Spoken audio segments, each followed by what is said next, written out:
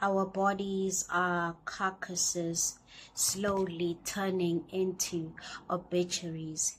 Here lies the restless spirit of those considered to be less than a man, yet she gives him life, while he can choose to slowly and brutally steal hers, or quickly snatch it from existence, ripping her body apart into pieces scattered across unfamiliar and dark places.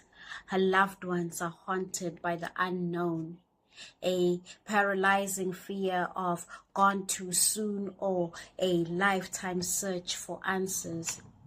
We have learned to smile when we sense his disapproval, just to buy more time, hoping to escape from him.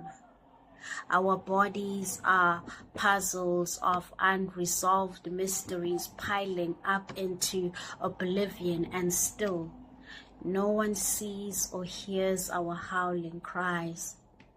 Black and purple are the marks left on those who live to see another day.